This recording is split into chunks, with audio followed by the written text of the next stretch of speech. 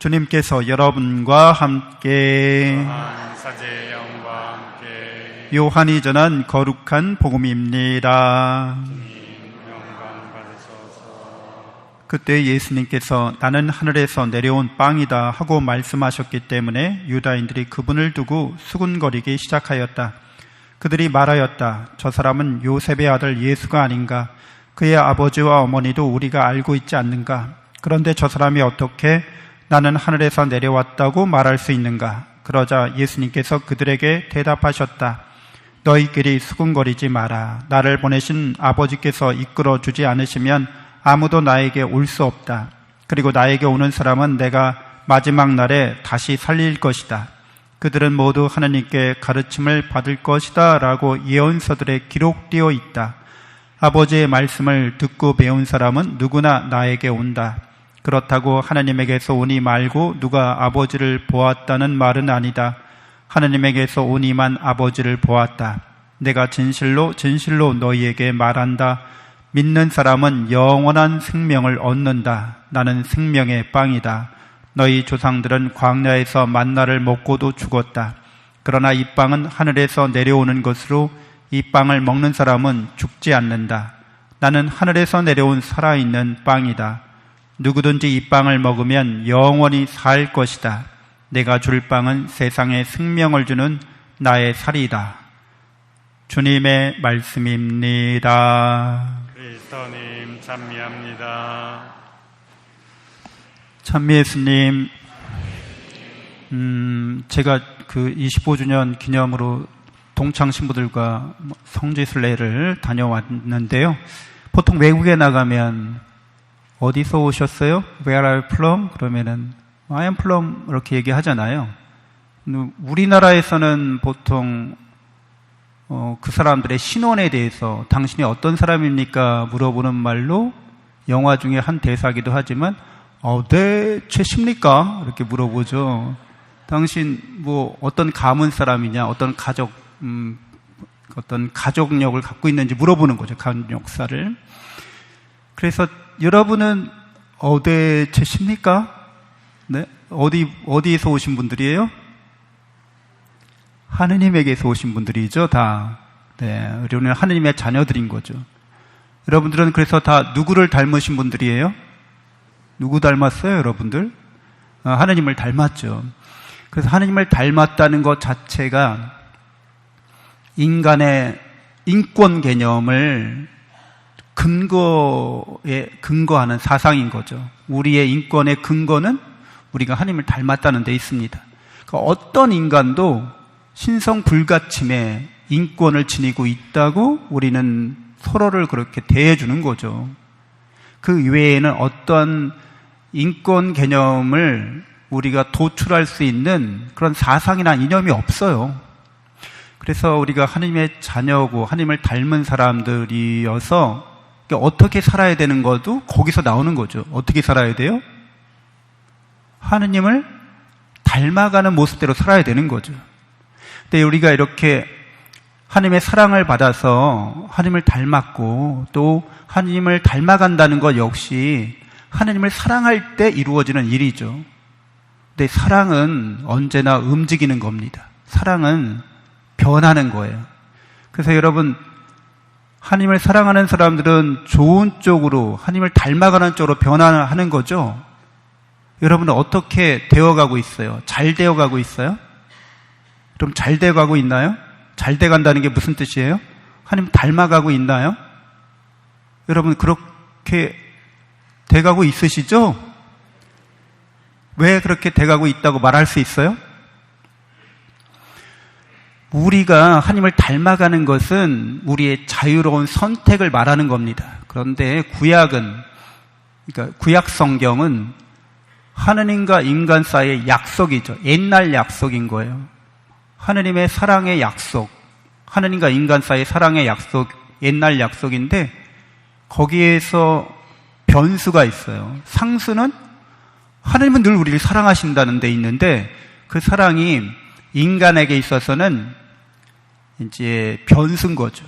그렇게 할 수도 있고 안 할 수도 있는 거예요. 그러니까 인간이 불성실할 수 있다는 거죠. 그래서 하느님 대신에 다른 대상을 하나님처럼 사랑하는 거, 구약 성경에서 항상 그 문제가 나오죠.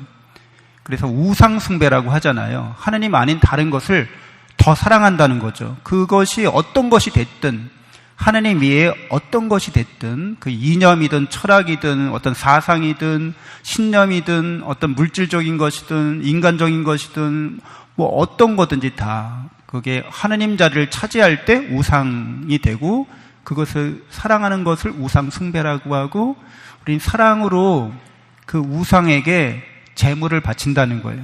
우리 인생을 바친다는 거죠. 하느님에게서 생명을 받았고 하나님을 닮은 존재고, 그래서 하나님께 우리 자신을 바쳐야 되는데 하나님이 아니라 다른 엉뚱한 것에 이렇게 바치는 거죠. 그래서 사랑이 깨졌죠. 왜? 원사이드 러브이기 때문에. 하나님께서 그냥 일방적으로 사랑하는 거고 우리는 갈대예요. 왔다 갔다 해요. 그래서 이 사랑이 이루어지지 않았습니다. 그래서 이렇게 이루어지지 않는 것을 우리가 체험하고 경험함으로써 하나님 앞에 더 겸손하게 나아갈 수 있도록 해주셨어요. 그리고 우리가 하나님 앞에 이렇게 겸손하게 나아가는 우리를 위해서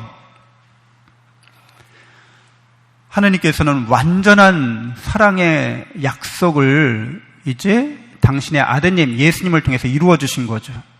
그래서 하나님의 아드님 예수님이 사람의 아들로 오신 거예요. 그것이 하나님의 사랑의 약속을 완결시키기 위해서 이렇게 오신 거죠. 그래서 사랑은 약속을 통해서 이루어지게 돼 있습니다. 그 약속은 두 약속의 상대방이 성실해야만 합니다. 그렇지만 우리 인간이 불성실하기 때문에 완전한 인간을 보내주신 거예요. 온전한 인간을 보내주신 거예요. 사람의 아들 예수 그리스도이십니다. 그분이 인간을 대표해서 하나님과 인간 사이에 완전한 사랑을, 그 약속을 해주시고 그 약속을 실천하셨습니다. 그렇기 때문에 이 사랑의 약속의 완전한 형식, 그 내용을 다 이루셨다는 거죠. 그래서 사랑으로 약속할 때 어떤 형식을 취하는가 하면, 그 고대 사회에서는 그 약속의 어떤 약속을 이루는 형식으로서 희생 제물을 바치는 거죠. 그래서 그 희생 제물이 바쳐지고 나서 약속의 당사자들이 그 희생 제물을 음복하는 겁니다. 그러니까 이 의미는 우리는 운명 공동체다, 우리는 하나의 공동체다라는 걸 드러내는 거예요. 그 희생 제물을 바치고 그 희생 제물을 음복함으로써 그런 형식을 갖추는 거죠. 그래서 예수님은 당신 자신을 희생 제물로 바치십니다. 그리고 당신 자신을 음복의 대상으로 우리에게 주십니다. 그래서 형식 면에서 가장 완전한 형식을 이루는 사랑의 약속이 되고, 그 약속을 그 형식뿐만 아니라 그 내용에 있어서도 완전한 사랑의 약속이 됩니다. 성취가 됩니다. 그 완결됐다는 거예요. 예수님이 단 한 번의 제사로 우리의 구원을 이루셨다는 거예요. 그래서 여러분들은 그 약속에 참여하시는 분들이시죠. 그래서 여러분이 잘 되어갈 수 있다고 말할 수 있는 겁니다. 여러분의 성실과 불성실에 달려있는 게 아니라 예수 그리스도의 성실성에, 그 성실한 약속의 형식과 내용에 우리가 참여하고 있다는 거죠. 여러분은 다 예수 그리스도의 그 영원한 사랑의 약속에, 그 사랑의 영원한 약속의 성취에 여러분들이 참여하고 계시죠? 어떻게 참여하셨어요? 어떤 계기로 여러분이 참여하시게 됐죠? 바로 세례성사로, 성체성사로, 그러니까 교회의 성사 안에서, 그 거룩한 일이란 뜻이죠. 성사는. 근데 그 거룩한 일이란 것이 사랑의 일이라는 거예요. 여러분은 내 신의 의지에서 내가 성사의 은총을 받는 게 아니라 예수 그리스도의 완전한 사랑의 형식과 내용을 여러분들이 누구나 예수님이 거기에 참여할 수 있도록 여러분 부르신 거죠. 그래서 여러분이 그 부르심을 깨닫고 여러분 안에 완전한 사랑에 대한 갈망이 있다는 것을 여러분이 깨닫고, 이 완전한 사랑에 대한 갈망이 예수님 안에서 이루어졌다는 걸 믿고 세례 받으신 거죠. 그래서 여러분 안에는 예수님을 통해서 우리에게 주어지는 그 사랑의 성취로 주어지는 영원한 생명, 영원한 행복이 우리에게 주어진 겁니다. 영원한 생명 안에서 우리는 영원히 하느님을 닮아가는 거죠. 하품하게 놔두세요. 왜 입을 가려요? 예. 네. 애가 하품할만 하지. 지금 주일날 푹 잠자야 되는데, 괜찮아요. 네. 가리지 않아도 됩니다. 네. 눕고 싶으면 누워도 돼. 그래. 여러분들이 영원한 사랑의 이 성취에 성사를 통해서 그 은혜를 받는 사람들인 거죠. 구원의 보증이라는 거예요. 구원의 확증이라는 거예요. 근데 그것을 여러분이 깜빡깜빡 잃어버릴 수도 있어요. 그래서 예수님 뭐라고까지 말씀하셔요? 그 성체성사 축성 경문에서 너희는 나를 기억하고 이 예를 행하라고 합니다. 기억하라는 거예요. 내가 너희에게 영원하고 완전한 사랑과 은총을 베풀었음을, 그리고 그 약속을 내가 성취했음을, 완결시켰음을, 그러니까 믿고 구하는 사람에게 무상으로 우리에게 주어진다는 거예요. 우리가 그런 조건 없는 사랑, 무한한 사랑, 참된 사랑을 받고 있기 때문에 그걸 기억하면 우리는 어떤 경우나 처지에서도 잘 되어갈 수 있다는 거예요.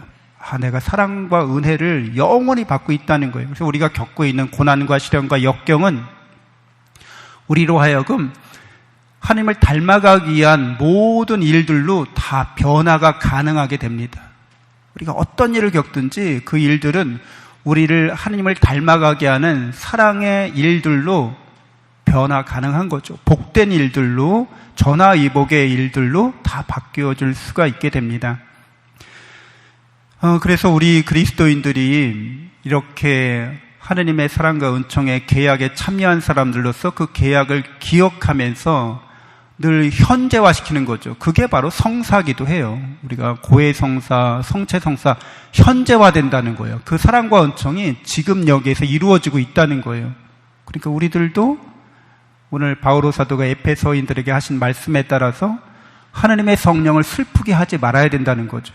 그렇게 사랑과 은총이 완전히 예수님을 통해서 우리에게 계속 부어지고 있는데 마치 영원한 생명의 은총을 받지 않은 것처럼 우리가 60년, 80년, 100년 살고 많은 그런 유한한 존재인 것처럼 우리가 하느님에게서 왔다는 것을 망각하는 것처럼 하느님께 돌아가고 영원한 생명과 행복의 유산을 차지할 사람이라는 걸 희망하지 않는 처럼 사는 것, 그게 바로 하느님의 성령을 슬프게 해드리는 일이죠.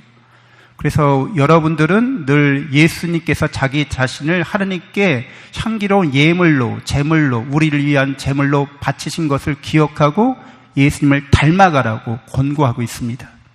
그러니까 우리는 그렇게 성체성사적인 삶을 살아가는 사람들이죠.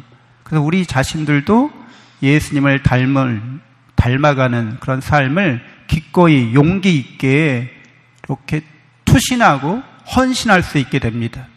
그래서 여러분에게 위대한 사랑의 실천을 하라고 모든 이에게 말하는 건 아니죠. 자기 능력껏, 깜냥껏 이렇게 하시면 되는 거죠. 또 어떤 그 부부 이야기인데 권태기에 접어든 부부가 있어요. 그래서 그냥 대면 한 거예요. 그래서 윈도우 부부인 거죠. 그냥 보여지는 쇼윈도우 부부인 거죠. 남들에게 보여지면 그냥 잘 살고 있네. 이런데 실제로는 별로 관심도 없고 별로 애정 표현도 안 하고 서로 대화도 없고 그냥 이렇게 사는 거예요. 근데 어느 날 이 남편이 술을 먹고 금요일 날 이제 직장인들과 동료들과 술 먹고 집으로 거나하게 취해서 집으로 돌아가다가 제과점 앞을 지나는데 갑자기 언뜻 아내가 딸기 케이크를 좋아했던 거를 기억하는 거예요. 그 불현듯 기억에 나서 그냥 딸기 케이크 사가지고 집에 돌아갔더니 여전히 아내는 뭐 자고 있는 거죠. 그래서 냉장고에 딸기 케이크를 눕고서 잠이 들었습니다. 다음날 이제 주말 아침에 깨어나 보니까 아내가 커피 한잔 할래? 이렇게 얘기하면서 여보 내가 딸기 케이크 좋아하는 거 잊지 않았네? 그러면서 이제 딸기 케이크를 놓고 커피 한잔 마시면서 이제 대화가 시작됩니다. 그래서 매주 금요일마다 딸기 케이크를 사가는 거예요. 넣어놓으면 주말 아침에 그 케이크를 먹으면서 대화를 하는 거죠. 그러다 보니까 장도 같이 보러 다니기 시작하고 이렇게 서로 간에 대화도 더 늘어나고 서로 간에 이제 애정 표현도 더 자주 하게 되었다는 이야기입니다. 그래서 여러분 가족들, 남편, 아내에게 내가 성체성사적인 사랑을 실천하는 거죠. 그래서 딸기 케이크가 사랑의 성사인 거죠. 그래서 우리들도 아내에게, 남편에게, 또 자녀들이나 부모님에게 사랑의 성사가 무엇이 될 수 있을까? 성사적인 삶을 어떻게 살아갈 수 있을까? 여러분들이 하나님께 지혜와 능력을 구하는 한 주간이 되셨으면 좋겠습니다. 잠시 눈을 감고 묵상하겠습니다.